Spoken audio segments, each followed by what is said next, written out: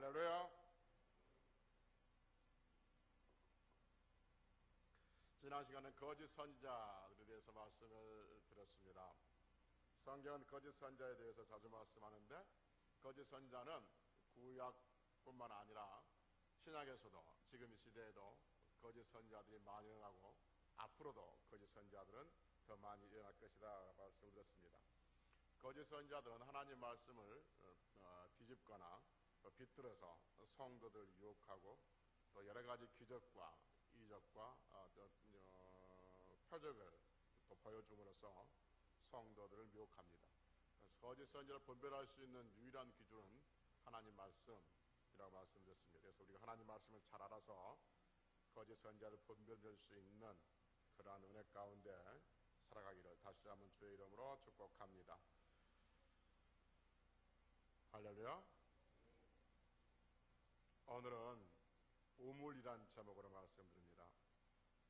성경을 읽다 보면 우물에 대한 또는 우물과 관련된 말씀들을 많이 들을 수 있습니다. 인간사에 있어서 물은 필수적이죠. 탄자니아 같은 나라에서 우물이 곧 생명과도 같습니다. 우리나라를 비롯한 많은 NGO들이 여러 기술과 기계들을 동원해서 우물을 파주죠. 우물 판다고 다 물이 나오는 건 아니죠. 몇 번의 시도 끝에 겨우 우물을 얻을 수 있습니다. 가끔 뉴스 보면 물을 파서 깊은 관정에서 물이 쏟아져 나오고 그 쏟아져 나오는 물을 보고 같이 기뻐하는 그 모습들을 가끔 사진에서 볼 수 있습니다. 탄자니아 같은 아프리카 사람들 뿐이겠습니까? 물은 어디서나 생명과 직결되어 있는 거죠. 그래서 이 우주에 떠 있는 많은 별들 중에 지구도 하나의 별이지 않습니까? 이 많은 별들 중에 어느 별에서 생명체가 살 수 있는 생명체가 별이 있을까라고 지금 많은 학자들이 연구를 하고 있고 찾고 있죠. 그 생명체가 있냐 없냐의 기준이 뭐냐면 물이죠. 그러니까 그 생명체에 그 지구에 물이 있느냐 또는 물이 흔적이 있느냐 없느냐를 가지고 그 지구에 생명체가 살 수 있을 것이다 없을 것이다 라고 판단을 하고 있는 거죠. 그래서 물은 곧 생명과 연결되어 있는데, 성경에서도 보면 물에 대해서도 많은 이야기를 우리에게 들려주고 있습니다. 강물, 샘물, 빗물, 시냇물, 흐르는 물, 고이는 물, 이슬, 이 물들을 우리에게 들려주고 있죠. 오늘은 우물에 대해서 좀 들여다보려고 하는데, 좀 더 구체적으로 보면 우물과 예수님과의 관계, 성경에서 말하는 우물과 예수님과는 어떤 관계가 있는가 한번 살펴보고 은혜를 나누려고 합니다. 성경에서 우물이라고 번역된 이 단어는 우물, 샘물, 웅덩이 다 같이 번역되어 있습니다. 어느에서는 우물로, 어느에서는 샘물로, 어느에서는 웅덩이 이렇게 번역되어 있는데, 오늘은 그 우물과 이 샘물을 같은 동요로 보겠습니다. 그러니까 엄격하게 이야기하면 우물과 샘물은 좀 다르거든요. 우물은 사람이 파서 물을 생기는 것이고, 샘물은 자연적으로 생겨나는 샘물. 그래서 조금씩 다르긴 하는데 같은 개념, 우물과 샘물을 같은 개념으로 이렇게 보겠습니다. 성경에서 우물이 맨 먼저 어디서 등장하냐면 창세기 16장 14절에서 우물이 등장합니다. 창세기 16장에 보면 사라의 몸종이었던 하갈이 아브라함에게 들어가서 이스마엘이라는 아들을 낳잖아요. 그러니까 몸종이 주인에게 들어가서 아들 낳으니까 자기의 여주인을 무시하죠. 그래서 여주인 사라가 이 하갈과 이스마엘을 광야로 쫓아냅니다. 두 번 쫓아내요. 두 번. 한 번은 어렸을 때이고, 한 번은 이 이스마엘이 청소년 시기에 두 번 광야로 사라가 쫓아냅니다. 그러니까 광야로 쫓아냈다는 것은 곧 광야에서 굶어 죽을 수밖에 없는 상황인데, 그때 하나님께서 이 하갈에게 오셔서 우물을 보여주세요. 우물을 주셔요. 그래서 그 우물을 먹고 이 하갈과 그의 아들 이스마엘이 살게 되어지죠. 아브라함과 우물에도 마찬가지예요. 아브라함의 삶의 터전이 어디냐면 부엘세바예요. 부엘세바가 맹세의 우물이라는 뜻이잖아요. 그러니까 부엘세바를 중심으로 해서 아브라함과 그의 아들 이삭과 그의 아들 야곱이 살아가요. 그래서 우물은 아브라함에 있어서 아주 삶의 터전이 되는 그러한 곳이 됐던 거죠. 아브라함의 아들 이삭도 마찬가지. 이삭하면 우리가 우물 떠오르는데, 이삭이 다니는 곳마다 우물을 팝니다. 그래서 우물을 팔 때마다 물이 나오게 되죠. 이건 몇 번 말씀드렸지만 이건 기적 중의 기적인 거죠. 그러니까 사람이 우물을 판다고 해서 당시에 우물 판다고 해서 물이 나온 게 아니거든요. 근데 우물을 팔 때마다, 그러니까 5번이나 쫓겨다니면서 우물을 팔 때마다 물이 거기서 나와요. 그러니까 이것을 보고 블레셋 사람들이 저 사람은 보통 사람이 아니다, 저 사람은 신이 함께한 사람이다, 하나님이 함께한 사람이다 해서 불가침투약을 맺자고 하지요. 그래서 이 이삭과 우물도 우리에게 이야기를 들려주고, 야곱과 우물의 관계도 우리에게 들려주죠. 야곱이 자기 형과 아버지를 속이고 애같이 바단 아람으로, 하란으로 도망을 가잖아요. 도망을 가다가 하란에 와서 어디에 도착하냐 하면 한 우물가에 도착합니다. 그런데 그 우물가에서 누구를 만나냐 하면 그토록 사랑했던 라헬을 만나는 것이죠. 그래서 야곱의 입장에서 우물은 그토록 사랑했던 라헬을 만났던 정말 고마운 그러한 장소이기도 하는 것이죠. 모세도 마찬가지. 모세도 애굽 사람을 죽이고 미디안으로 도망가다가 한 우물을 만나고 그 우물에서 겨우 생명을 연장하고, 그리고 그 우물에서 또 사랑하는 아내를 만나게 되어지죠. 모세도 마찬가지 우물에서도 좋은 만남이 되어진 것을 보게 됩니다. 사사기 15장에 보면 삼손과 우물에 대해서 말씀해 주고 있죠. 삼손이 나귀의 턱뼈로 블레셋 사람을 쳐 죽이고 목이 말라서 갈증이 나서 이제 고통스러워할 때 하나님께서 한 곳을 터뜨려서 샘을 나게 하셔서 삼손을 살려주시죠. 삼손과 우물의 관계도 그렇게 우리에게 이야기를 들려주고 있습니다. 시간 없어서 다 못하겠지만 다윗도 마찬가지. 다윗과 우물 관계도 우리는 알고 있습니다. 다윗에게서 우물은 피난처와 같은 것이다 라고 말씀하고 있죠. 이외에도 우물을 많이 성경도 우리에게 들려주고 있습니다. 신약에 들어오면 우물 하면 떠오르는 게 뭐냐 하면 예수님과 수가성 여인의 만남이 우물가에서 이루어지고 있었죠. 예수님께서 사마리아 성에 들어가고 그 사마리아 성 안에 있는 수가성에서 한 여인이 살고 있었습니다. 그 여인의 정보는 우리는 이미 다 알고 있고 남편이 5이더란 그 여인이 예수님을 만나는 그 장소가 어디냐 하면 우물가였었죠. 우물에서 예수를 만납니다. 그러니까 지금까지 우물에 대해서 잠깐 살펴봤던 것처럼 이렇게 우물은 생명과의 관계도 있고 좋은 만남이 있고 피난처가 되게 하기도 하고 구원자를 만나는 정말 좋은 장소가 곧 우물이죠. 그러면 우물이 왜 중요하냐 하면 우물에는 뭐가 있기 때문에 그런 것이죠. 우물에는 물이 있기 때문에 그렇습니다. 물의 기능은 특히 2가지죠. 물의 기능은 목마를 때, 갈증 날 때 마시는 것과 또 하나는 더러움을 씻을 때 물의 기능이 크게 2가지가 있죠. 여러분, 영적인 목마름을 해결해 줄 수 있는 분, 그 영적인 죄를 씻어 주실 수 있는 분, 그분이 누구예요? 예수 그리스도죠. 그래서 예수님 우리는 생수물이라고 성경 표현하고 있습니다. 예수 그리스도는 생수가 되시죠. 그래서 삶에 있어서 인생에 목마른 자들이 예수님을 마심으로써 그 목마른 인생에서 해결함을 얻습니다. 그리고 예수 그리스도의 보혈은 이 땅의 모든 인간들의 죄를 씻어주시는 그 보혈이 되기도 하는 거죠. 그래서 오늘 본문에 보니까 그날의 죄와 더러움을 씻는 샘이 다윗의 족속과 예루살렘 주민을 위하여 열리라 라고 말합니다. 샘을 씻는 샘이 열린다는 거죠. 죄를 씻는 샘이 열린다는 거죠. 죄를 씻는 샘이 누구냐면 예수 그리스도인 것을 우리는 말씀해 주고 있는 것을 보게 됩니다. 그래서 예수님은 생수로 이 땅에 오셨고 죄와 더러움을 씻는 샘물로 이 땅에 오셨습니다. 사람들이 교회에 오는 것은 우물가에 나오는 것과 같습니다. 우물가에 나와서 해야 할 가장 중요한 일이 뭐냐면 우물가에 와서 물을 퍼 마셔야 하듯이 성도들은 교회에 와서 하나님의 말씀이신 예수님의 말씀을 드려야 될 줄로 믿습니다. 생수이신 예수님의 말씀을 마실 때 날마다 우리 속에 파고 들어온 더러운 죄, 꽈리 털고 앉아있는 우리의 묵은 죄를 씻어낼 수가 있는 것이죠. 많은 사람들이 우물가로 나옵니다. 그런데 그 우물가로 나오는 사람들 중에는 어떤 사람들은 우물을 구경하러 나오는 사람들이 있습니다.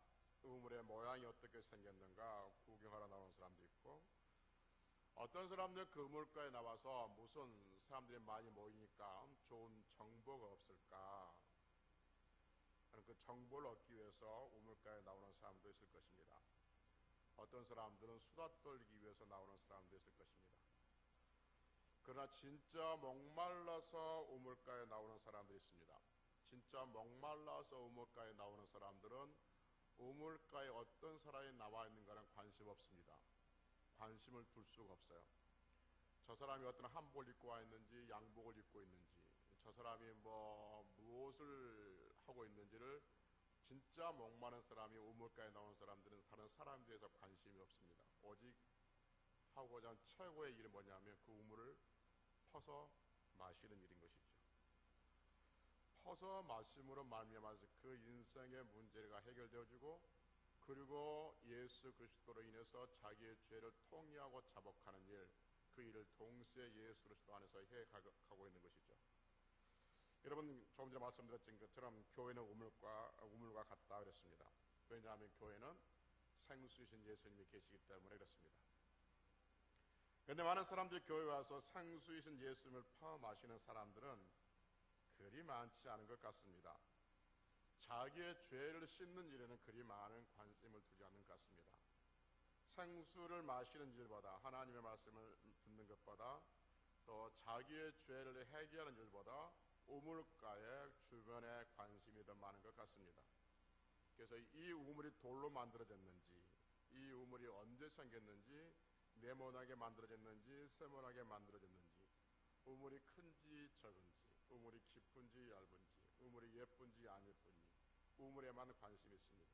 그러나 조금 전에 말씀드렸던 것처럼 진짜 목마른 사람들은 그 우물의 모양에는 관심 없습니다. 그 우물의 크기에는 관심 없습니다. 생수를 퍼 마시는 일에 더 관심이 있습니다.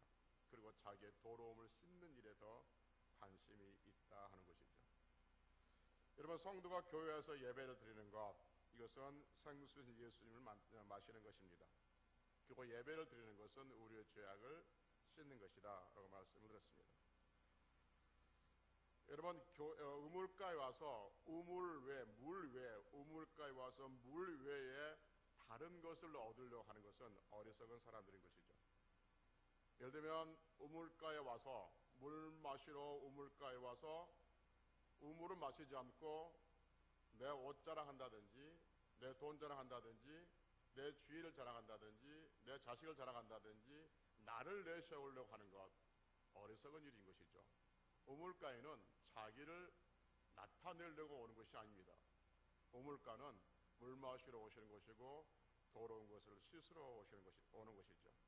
그래서 우리가 교회에 와서 할 수 있는 일이 뭐냐면 하나님 말씀을 드려야 되고 우리의 죄악들을 점검하는 일, 이것이 여러분과 제가 교회에 와서 해야 할 일이다 하는 것이죠. 지금 우리가 이렇게 예배를 드리고 말씀을 드리고 있는 것은 마치 우물가에서 물을 퍼 마시는 것과 같습니다. 우물가에서 물을 마심으로 말미암아서 우리의 심령이 건강해지고 해결함을 얻고, 또 우리의 심령을 주께서 붙들어 주심으로 말미암아 우리의 심령이 주 앞에서 평안함을 누릴 수 있는 것에 집중할 수 있는 성도들이 되어야 한다는 것이죠. 그래서 민수기 21장 17절에 보면 우물물아 솟아나라 라고 노래하고 있습니다. 여러분, 몇 번 말씀드렸지만 모태에서 죄악 중에 태어난 우리들, 생각하는 모든 것이 약한 것밖에 없는 우리들인데 그 죄를 씻어주신 예수님을 믿고 거룩하게 되었다는 것이 얼마나 감사한 일이고 또 감사한 일인지 모른다는 것이죠. 여러분, 회개는 언제 한다고 그랬습니까? 회개. 질문을 드리면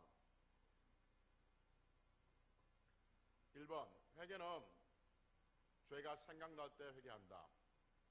2번, 회개는 죄가 생각나지 않아도 수시로 순간순간 매 시간 매 초마다 날마다 죄를 회개해야 된다. 1번이요 2번이요?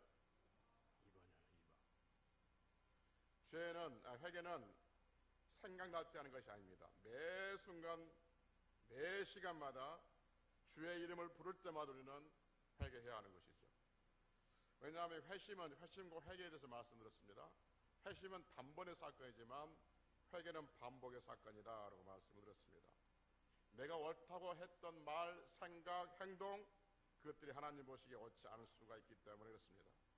우리가 의식하는 것, 우리가 의식하지 못하는 것, 우리가 인지할 때 인지하지 못하는 것, 우리가 알고 지은 죄, 모르고 지은 죄, 모든 죄악들을 우리 주 예수 그리스도 이름으로 날마다 용서를 구해야 되고, 날마다 우리 자신들 점검해야 되고, 시마다 우리 자신들을 돌아봐야 하는 것이죠. 이렇게 날마다 깨끗함을 입고 씻어야 한다는 거죠. 그래서 죄를 회개하고 또 회개하고 또 회개할 때 우리는 주의 이름을 부를 때마다 내 죄가 혹시 뭐가 있습니까? 하나님, 내 죄가 생각나지 않은 죄가 있습니까? 하나님, 내가 지금 잊어버리고 놓치고 있는 죄가 없습니까?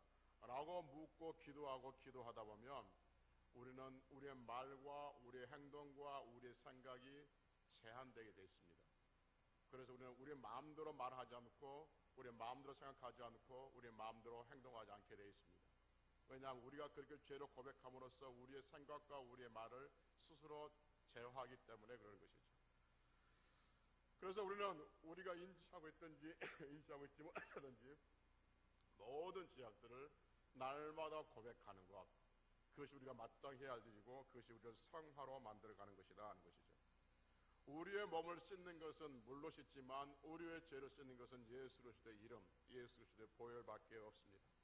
그래서 날마다 우리가 예수 그리스도의 그 말씀을 듣고, 그리고 그 말씀을 우리가 믿고, 그리고 그 말씀대로 살아갈 때 우리는 우리의 영혼이 강건함을 입게 되어지고, 마치 우리가 목마를 때 샘물을 마시고 힘을 얻듯이 우리가 날마다 예수 그리스도의 이름을 부르고 예수 그리스도 안에서 우리의 죄악들을 고백할 때 우리의 영혼은 더 강건해지고 날마다 힘있는 역사를 만들어낼 수 있는 그러한 자녀들이 될 줄로 믿습니다. 여러분, 사람들은 또는 성도가 나이가 먹을수록 마음도 부드러워지고 말도 부드러워지고 생각도 온유해져야 되는데, 우리는 나이가 먹을수록 마음이 더 옹졸해지고 우리의 말은 더 독한 말을 뱉고 살아가고 있는지를 모르는 것이죠. 마음에 가시가 자리 잡고 있고 마음속에 독이 담겨져 있는 그러한 삶들은 우리가 매일같이 우물가에 나와서, 매주 우물가에 나와서 우리가 우리의 죄를 씻지 못했기 때문에 그렇습니다. 우리가 그 생수를 마시긴 하지만 씻지를 못하고 간다면, 여러분, 우리는 스스로 만족할지 모르지만 우리의 주변은 우리로 인해서 더 많은 피해를 볼 수가 있는 것이죠. 하나님을 믿는 횟수가 많아진다는 것은 하나님의 은혜를 받는 횟수가 더 많아진다는 의미일 것이고, 하나님의 은혜를 많이 받는다는 것은 우리가 더 하나님 앞에 온유하고 겸손한 그런 모습으로 살아가야 되는데, 여전히 우리의 모습은 변하지 않는 모습이고 우리의 마음은 불평과 불만이 더 많아지고 있다면 이건 심각한 문제가 아니겠냐는 것이죠. 예배 횟수는 더 많아지고 있는데 우리의 생각은 점점 계산적이 되어지고 자기중심적이 되어지고 이기적으로 변하고 남을 정죄하고 판단하고 하는 것이 이제는 아무렇지 않게 되어진다면 우리는 진정으로 생수이신 예수 그리스도를 마시고 있고 생수이신 예수 그리스도에 의해서 우리가 우리의 죄를 씻고 있는가를 점검해야 되는 것이죠.